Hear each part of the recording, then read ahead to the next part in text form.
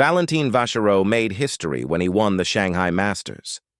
Valentin Vachereau became the fairy tale story of the recent Shanghai Masters. Entering qualifying as the world number 204 and ending the tournament as the champion, Vachereau stunned 3 top 20 players, including Novak Djokovic, on his way to becoming the lowest-ranked winner in Masters 1000 history. It was an unprecedented run for Vachereau, who had won 1 ATP Tour match coming into the tournament. Naturally, the 26-year-old became superstitious when he started winning. But what he didn't know was that his girlfriend, Emily Snyder, started implementing some unusual traditions of her own.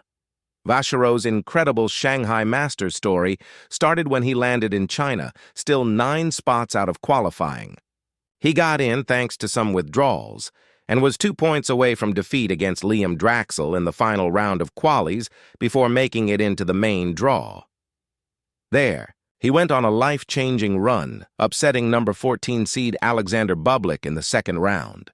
The wins kept coming.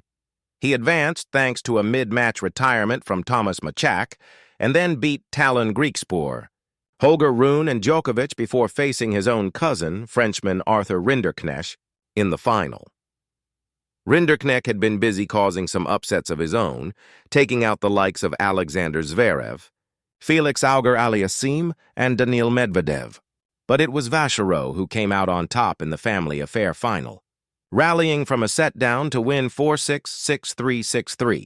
The Monegasque ace skyrocketed up the rankings to number 40 in the world, and now sits at a career high of number 39, and his girlfriend says his winning ways may have been down to some strange superstitions that Snyder told the ATP that she used the same tournament every day, something she kept from Vachereau until after the final. It turned out that he'd been doing something similar, she recalled.